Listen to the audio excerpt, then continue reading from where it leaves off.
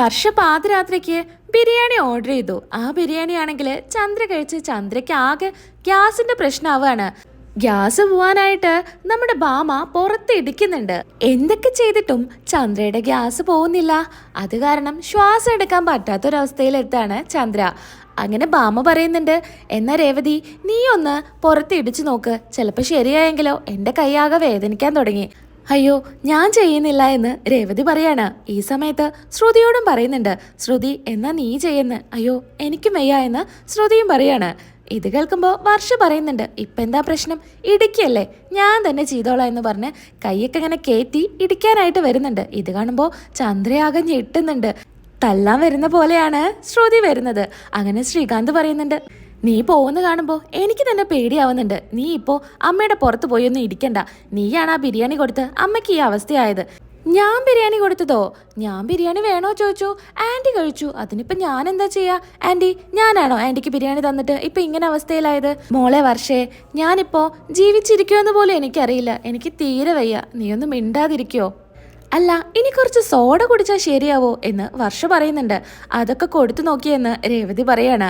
അങ്ങനെ പിന്നീട് സച്ചി പറയുന്നുണ്ട്, ഇനിയിപ്പോൾ ഒരു മാർഗ്ഗമേ ഉള്ളൂ. പണ്ടൊക്കെ ചെയ്തുകൊണ്ടിരുന്ന കാര്യാ. നീ എന്താണെച്ചാ ഒന്ന് പറ സച്ചി, എനിക്ക് തീരെ വയ്യ. അതെന്താണെന്നറിയോ, ഒരു ഒലക്കെടുത്ത് ഒരൊറ്റ ഇടി കൊടുക്കുക, അപ്പം ശരിയാവും. ഇത് കേട്ട് ചന്ദ്ര അങ്ങ് പേടിച്ച് എണീക്കാണ്. പേടിച്ച കാരണം ചന്ദ്ര ഒന്ന് എമ്പൊക്കെ ഇട്ട് കഴിഞ്ഞപ്പോൾ ചന്ദ്രയുടെ എല്ലാ പ്രശ്നങ്ങളും തീർന്നു. അയ്യോ ഇപ്പോഴും എനിക്ക് ശ്വാസം കിട്ടിയത്. ഇപ്പം ഞാനൊന്ന് നേരം പോലെ ശ്വാസം എടുക്കുന്നത്. ബാമേ റെഡിയായി ബാമേ എന്നൊക്കെ പറയാണ്. ഇപ്പം കണ്ടോ ശരിയായില്ലേ? പേടിച്ചപ്പോൾ എല്ലാം റെഡിയായി. ഞാൻ വെറുതെ പറഞ്ഞതാ പുറത്തിട്ട് ഒലക്ക കൊണ്ട് അടിക്കണമെന്നൊക്കെ. അതുകൊണ്ട് ഇപ്പം എന്താ ഒക്കെ ശരിയായില്ലേ? അങ്ങനെ എല്ലാവരും എല്ലാവരുടെ ജോലി നോക്കിക്കോ എന്ന് പറഞ്ഞ് രവി അവിടെ നിന്ന് പോവാണ്. എല്ലാവരും ഓരോ വഴിക്ക് പോകുന്നു. ചന്ദ്രയ്ക്ക് ഒരുപാട് സന്തോഷമാവാണ്. ഈ ശ്വാസം കിട്ടാതെ മരിച്ചു പോകുമെന്നാണ് ചന്ദ്ര വിചാരിച്ചത്. അങ്ങനെ പിന്നീട് അങ്ങോട്ടേക്ക് വർഷയുടെ അമ്മ വരുന്നുണ്ട്. ഞാനിപ്പോൾ വന്നത് താലിമാറ്റി കോർക്കലിൻ്റെ ഡേറ്റൊക്കെ ഞങ്ങൾ തീരുമാനിച്ചു. മണ്ഡപമൊക്കെ ഞങ്ങൾ ബുക്ക് ചെയ്തിട്ടുണ്ട്. എന്തായാലും ഇനി ചടങ്ങ് നല്ല ഗംഭീരമായിട്ട് നടത്തണം. ഞാൻ പറയാൻ വന്ന കാര്യം എന്താണെന്ന് വെച്ചിട്ടുണ്ടെങ്കിൽ, ഞങ്ങൾ എല്ലാവരെയും ക്ഷണിക്കുന്നുണ്ട്. കല്യാണമോ ആരോടും ക്ഷണിക്കാനൊന്നും പറ്റിയില്ലല്ലോ. അതുകൊണ്ട് ഏട്ടൻ്റെ എല്ലാ ഫ്രണ്ട്സും വരും. അതിൽ ഡോക്ടർമാരുണ്ടായിരിക്കും, വക്കീൽമാരുണ്ടായിരിക്കും, സർക്കാർ ജോലിക്കാരുണ്ടായിരിക്കും. പണ്ട് നടന്ന കാര്യമൊക്കെ എല്ലാവർക്കും അറിയുന്നതല്ലേ. അച്ഛൻ്റെ റിട്ടയർമെൻറ്റ് ഫംഗ്ഷന് അവിടെ ഉണ്ടാക്കിയ ഓരോ കോലാഹലങ്ങൾ. അതുകൊണ്ട് സച്ചി ഈ ഫംഗ്ഷന് പങ്കെടുക്കാതിരിക്കുന്നതാണ് നല്ലത്. അവിടെ എല്ലാവരും വരുന്ന സ്ഥിതിക്ക് ഒരു പ്രശ്നം ഉണ്ടാക്കാതിരിക്കുന്നതല്ലേ നല്ലത്. അത് ഞങ്ങൾക്ക് വളരെ മോശമായിരിക്കും. ഞങ്ങൾക്കും അതന്നെ പ്രശ്നം. ഇവിടെ എല്ലാ ദിവസവും ഓരോ പ്രശ്നം സച്ചി തന്നെ ആയിട്ട് ഉണ്ടാക്കും. എൻ്റെ 3 മക്കളിൽ 2 മക്കളെ കൊണ്ട് എനിക്കൊരു കുഴപ്പമില്ല. ഇവനെ കൊണ്ട് ഭയങ്കര പ്രശ്നമാണ്. വർഷയുടെ അമ്മ പറഞ്ഞത് എനിക്ക് മനസ്സിലാവുന്നുണ്ട്. എന്തായാലും ഞാൻ നല്ലൊരു തീരുമാനം പറയാം. അങ്ങനെ വർഷയുടെ അമ്മ അവിടെ നിന്ന് പോകുന്നുണ്ട്. പിന്നീട് നടത്തൊക്കെ കഴിഞ്ഞിട്ട് രവി വരുന്നുണ്ട്. അങ്ങനെ രവിയെ കാണുമ്പോൾ, അയ്യോ നല്ല പോലെ വേർത്തിട്ടുണ്ടല്ലോ, ഞാൻ നടക്കാനാ പോയിരിക്കുന്നത്, പിന്നെ വേർക്കാതിരിക്കോ? ഇനി തൊട്ട് പതുക്കെ നടന്നാൽ മതി, ഇങ്ങനെ വേഗത്തിലൊന്നും നടക്കണ്ട. പിന്നെ നിങ്ങൾ എന്താ ഈ വേഷത്തിലൊക്കെ പോകുന്നത്? ഞാൻ നടക്കാനാ പോകുന്നത്. അതിനിപ്പോൾ എന്താ ഈ വേഷത്തിന് പ്രശ്നം? അല്ല ഇങ്ങനെയൊക്കെ പോകുമ്പോൾ നല്ല വേഷം ഇട്ട് പോകണം. നാളെ ഞാൻ അയൺ ചെയ്ത് വെക്കാം. ആ ഷർട്ട് ഇട്ട് പോയാൽ മതി. ഞാൻ ജോലിക്ക് പോകുന്ന സമയത്ത് എനിക്ക് അയൺ ചെയ്ത ഡ്രസ്സ് നീ തന്നിട്ടില്ല. ഇപ്പം ഞാൻ നടക്കാൻ പോകുമ്പോൾ നീ അയൺ ചെയ്ത ഡ്രസ്സ് ഇട്ട് ഞാൻ പോകണമെന്നാണോ നീ പറയുന്നത്? നീ എന്താ പറഞ്ഞു വരുന്നത്? എന്തോ ഉണ്ടല്ലോ. എന്തുണ്ടാവാൻ? നിങ്ങളെന്താ പറഞ്ഞു വരുന്നത്? എനിക്ക് നിങ്ങളോട് സ്നേഹമില്ല എന്നാണോ? അല്ല ഞാൻ പറഞ്ഞു എന്നേ ഉള്ളൂ.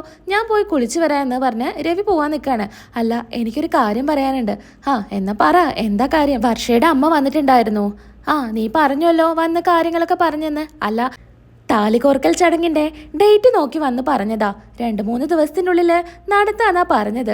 നല്ല കാര്യമാണല്ലോ, അതെന്തായാലും നടത്താം. വർഷയുടെയും ശ്രുതിയുടെയും ഒരേ ദിവസം നടത്താന്നാണ് നമ്മൾ തീരുമാനിച്ചിട്ടുള്ളത്. അതൊക്കെ നീ പറഞ്ഞതല്ലേ. പിന്നെ അതിനുള്ള ആഭരണങ്ങളൊക്കെ വാങ്ങിക്കണ്ടേ എന്ന് രവി ചോദിക്കുകയാണ്. വാങ്ങിക്കണം.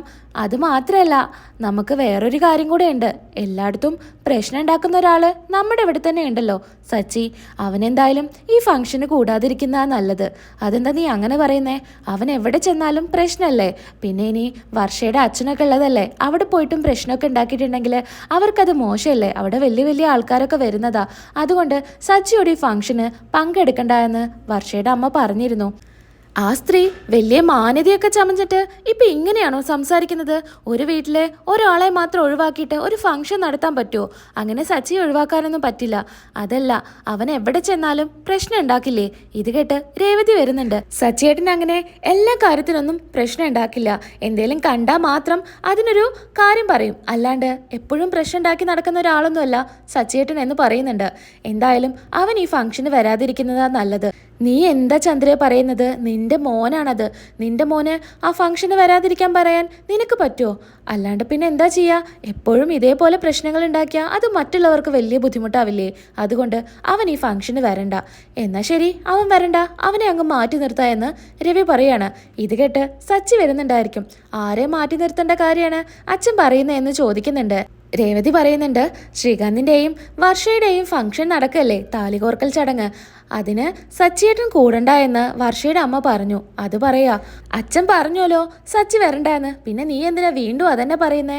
എന്തായാലും സച്ചി ഈ ഫംഗ്ഷന് വരണ്ട എന്ന് ചന്ദ്ര തറപ്പിച്ച് പറയാണ്. ആ സച്ചി, നീ ഈ ഫംഗ്ഷന് വരണ്ട. രവിയും പറയുന്നുണ്ട്. ഈ സമയത്ത് സുധി വന്ന് പറയുന്നുണ്ട്, ശരിയാ, ഇവന് എല്ലാ ഫംഗ്ഷന് വന്നാലും എന്തെങ്കിലും ഒരു പ്രശ്നം ഉണ്ടാക്കും. ഇത് കേട്ട് ശ്രുതിയും പറയുന്നുണ്ട്, അതെ, അന്ന് നിങ്ങളുടെ താലികോർക്കൽ ചടങ്ങിന് ഞാൻ വന്നപ്പോഴും എന്നെ പറഞ്ഞു ഫ്രോഡാണ്, അതാണ് ഇതാണെന്നൊക്കെ. അന്നും പ്രശ്നങ്ങൾ ഉണ്ടാക്കി. അതുകൊണ്ട് ഈ സച്ചി വരാത്തത് തന്നെയാണ് നല്ലതെന്ന് നമ്മുടെ ശ്രുതിയും പറയാണ്. ഇത് കേട്ട് രവി പറയുന്നുണ്ട്, എന്താ മോളെ നീ പറയുന്നത്? ഒരു വീട്ടിലെ ഒരാളെ ഒഴിവാക്കിയിട്ട് എല്ലാവരും പോണമെന്നാണോ അപ്പം നീ പറയുന്നത്? അങ്ങനെ ചെയ്യണമെന്ന് വെച്ചാൽ അങ്ങനെ ചെയ്യേണ്ട അങ്കിൾ, അതല്ലേ നല്ലത്. ഒരു പ്രശ്നം ഒഴിവാക്കുന്നതല്ലേ നല്ലത് എന്ന് ശ്രുതി പറയാണ്. അപ്പോൾ എല്ലാവരും പറഞ്ഞ സ്ഥിതിക്ക് സച്ചി ഈ ഫംഗ്ഷന് വരുന്നില്ല. ഇനി ഞാൻ എൻ്റെ തീരുമാനം പറയാം. ഞാനും ഈ ഫംഗ്ഷന് വരുന്നില്ല. ഇത് കേട്ട് രേവതി പറയുന്നുണ്ട്, സച്ചിയേട്ടനും അച്ഛനും കൂടാത്തൊരു ഫംഗ്ഷന് ഞാനും വരുന്നില്ല എന്ന്. ചന്ദ്രേ, നീ തന്നെ മുന്നിൽ നിന്ന് ഈ ഫംഗ്ഷൻ അങ്ങ് നടത്തിക്കോ. എൻ്റെ മോൻ വരാത്തൊരു സ്ഥലത്തോട്ട് ഞാനും വരുന്നില്ല എന്ന് തറപ്പിച്ച് പറയുന്നുണ്ട് രവി. ഇത് കേട്ട് ചന്ദ്ര പറയുന്നുണ്ട്, നിങ്ങൾ വരില്ലയെന്നോ? അതെന്താ അങ്ങനെ പറയുന്നേ? എൻ്റെ മോൻ വരാത്തോടത്തേക്ക് എന്തിനാ ഞാൻ വരുന്നത്? ഞാനും വരുന്നില്ല, നീ തന്നെ ഈ ഫംഗ്ഷൻ നടത്തിയാൽ മതിയെന്ന് പറയുന്നു. അങ്ങനെ വർഷയും ശ്രീകാന്തും വരുന്നുണ്ട്. അങ്ങനെ വർഷ പറയുന്നുണ്ട്, അങ്കിളെ, ഡേറ്റ് തീരുമാനിച്ച കാര്യം അമ്മ പറഞ്ഞിരുന്നു, ഇവിടെ വന്ന് പറഞ്ഞു എന്നാ പറഞ്ഞേ. ആ, ഡേറ്റൊക്കെ പറഞ്ഞു. എന്തായാലും മോളെ, ഞാൻ ആ ഫംഗ്ഷന് കൂടുന്നില്ല. ഇത് കേട്ട് രേവതിയും പറയുന്നുണ്ട്, ഞാനും സച്ചിയേട്ടനും ആ ഫംഗ്ഷൻ ഇല്ല എന്ന്. നിങ്ങളെന്തെങ്ങനെ പറയുന്നേ ഫംഗ്ഷൻ ഇല്ല എന്ന്? നിങ്ങളില്ലാതെ പിന്നെ എങ്ങനെ ഫംഗ്ഷൻ നടത്തുക? നിന്റെ അമ്മ തന്നെയാണ് പറഞ്ഞത് സച്ചിയെ ആ ഫംഗ്ഷന് കൊണ്ടുവരരുത് എന്ന്. അവൻ ആ ഫംഗ്ഷന് കൂടാതെ പിന്നെ ഞങ്ങൾ എന്തിനാ അങ്ങോട്ട് വരുന്നത്? അതുകൊണ്ട് ഞങ്ങളുമില്ല. എൻ്റെ അമ്മ പറയേ, ഞാൻ പോലും അറിഞ്ഞിട്ടില്ലല്ലോ. എന്തൊക്കെയാ പറയുന്നേ? നിങ്ങൾ ആരും ഇല്ലാതെ ഈ ഫംഗ്ഷൻ നടക്കില്ല. ഞങ്ങളുടെ കല്യാണത്തിനോ ആരും ഞങ്ങളെ കൂടെ ഉണ്ടായിരുന്നില്ല. ഏട്ടത്തി മാത്രമേ ഞങ്ങളുടെ കൂടെ ഉണ്ടായിരുന്നുള്ളൂ. ഈ ഫംഗ്ഷനെങ്കിലും നിങ്ങൾ എല്ലാവരും എൻ്റെ കൂടെ വേണമെന്ന് എൻ്റെ വലിയ ആഗ്രഹമായിരുന്നു. രേവതി, നീയായിരുന്നു ഞങ്ങളുടെ കല്യാണത്തിന് ഞങ്ങളുടെ കൂടെ ഉണ്ടായിരുന്നത്. അതുപോലെ ഈ ഫംഗ്ഷനും നീ എൻ്റെ കൂടെ വേണമെന്ന് എനിക്ക് ആഗ്രഹമുണ്ടെന്ന് വർഷ രേവതിയുടെ അടുത്ത് പറയുമ്പോൾ രേവതിക്കും സങ്കടം വരുന്നുണ്ട്. സച്ചി, നീ കൂടാത്ത ഈ ഫംഗ്ഷൻ എന്തായാലും നമുക്കിനി വേണ്ടാന്ന് വെക്കുന്നതാ നല്ലത്. നിങ്ങൾ ആരും ഇല്ലാതെ ഞാൻ ഈ ഫംഗ്ഷൻ നടത്തുന്നില്ല എന്ന് ശ്രീകാന്ത് പറയാണ്. ഇത് കേട്ട് ചന്ദ്ര പറയുന്നുണ്ട്, അയ്യോ, അങ്ങനെയൊന്നും ചെയ്യേണ്ട ശ്രീകാന്തേ, അത് നിങ്ങളുടെ ഫംഗ്ഷൻ, അത് എത്രയും പെട്ടെന്ന് നടത്തേണ്ട കാര്യമാണെന്ന് ചന്ദ്ര പറയാണ്. അങ്ങനെ രേവതിയും സച്ചിയോട് പറഞ്ഞ് മനസ്സിലാക്കി കൊടുക്കുന്നുണ്ട്, ഇവർ ഇത്രയും ആഗ്രഹിച്ച് നമ്മളെടുത്ത് പറയല്ലേ, ഇവരുടെ രണ്ടുപേരുടെയും ഫംഗ്ഷൻ അല്ലേ, ഇവർ നമ്മളെ വിളിച്ചു, അതുകൊണ്ട് നമുക്ക് ഈ ഫംഗ്ഷന് പോവാം സച്ചിയേട്ട എന്ന് പറയുന്നു. അങ്ങനെ അച്ഛനോടും കാര്യങ്ങൾ പറയുമ്പോൾ അവർക്ക് മനസ്സിലാവാണ്. എന്തായാലും നമുക്ക് ഫംഗ്ഷന് പോവാമെന്ന് അച്ഛനും പറയാണ്. അങ്ങനെ ശ്രീകാന്തിനും വർഷയ്ക്കും ഒരുപാട് സന്തോഷമാവുന്നുണ്ട്. അങ്ങനെ ചന്ദ്ര ഈ വിവരം നമ്മുടെ വർഷയുടെ അമ്മയെ വിളിച്ച് പറയുന്നുണ്ട്, ഞങ്ങളെല്ലാവരും ഫംഗ്ഷന് വരും. എല്ലാവരും എന്ന് വെച്ചാൽ സച്ചിയും വരുമോ? ആ, സച്ചിയും വരും. ഞാനിവിടെ കാര്യം പറഞ്ഞപ്പോൾ എല്ലാവരും പറഞ്ഞത് അവനെ കൂട്ടാതെ ഈ ഫംഗ്ഷൻ നടക്കില്ല എന്നാ. അച്ഛൻ പറയുന്നത് അവനില്ലാത്ത ഫംഗ്ഷന് അച്ഛൻ വരില്ല എന്നും. അതുകൊണ്ട് ഇപ്പം എല്ലാവരും തീരുമാനം എടുത്തത് സച്ചിയും ഈ ഫംഗ്ഷന് കൂടണം എന്നാണ്. അപ്പോൾ ഇനി എന്തെങ്കിലും പ്രശ്നങ്ങൾ ഉണ്ടായാലോ? അങ്ങനെ പ്രശ്നങ്ങളൊന്നും അവൻ ഉണ്ടാക്കില്ല.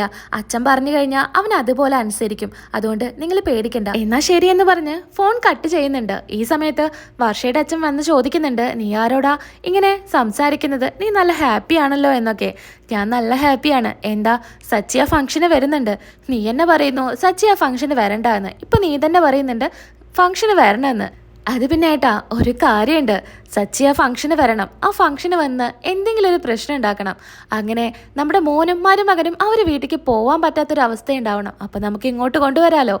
അത് നല്ല ഐഡിയ ആണല്ലോ. അങ്ങനെ എന്ത് പ്രശ്നം ഉണ്ടാക്കും? അവനതിന് പ്രശ്നങ്ങളൊന്നും ഉണ്ടാക്കിയില്ലെങ്കിൽ നീ എന്താ ചെയ്യാ? അതിനുള്ളതൊക്കെ ഞാൻ എന്തായാലും തീരുമാനിച്ചു കഴിഞ്ഞിട്ടുണ്ട്. അവൻ പ്രശ്നം ഉണ്ടാക്കിയിട്ടില്ലെങ്കിൽ ഉണ്ടാക്കാനുള്ള വഴിയും എൻ്റെ കയ്യിലുണ്ടെന്ന് വർഷയുടെ അമ്മ പറയുന്നുണ്ട്. ഇത് വല്ലതും നടക്കുമോ എന്ന് അച്ഛൻ ചോദിക്കുന്നുണ്ട്. എല്ലാം നടക്കും. ഞാൻ എല്ലാം പ്ലാൻ ചെയ്ത് വെച്ചിട്ടുണ്ട്. ഇനി ആ ദിവസം അങ്ങ് വന്നാൽ മതി. പിന്നെ ആ കുടുംബത്തിൽ നിന്ന് നമ്മുടെ മോളെയും ശ്രീകാന്തിനെയും ഇങ്ങോട്ട് കൊണ്ടുവരാൻ ആരുടെ സഹായം വേണ്ട. ആ ചന്ദ്ര മാത്രം മതി. അങ്ങനെ അവിടെ വെച്ച് എപ്പിസോഡ് അവസാനിക്കുകയാണ്. അടുത്ത എപ്പിസോഡിൽ നമുക്ക് വീണ്ടും കാണാം. അതുവരയ്ക്കും എൻ്റെ എല്ലാ കൂട്ടുകാർക്കും ടാറ്റാ.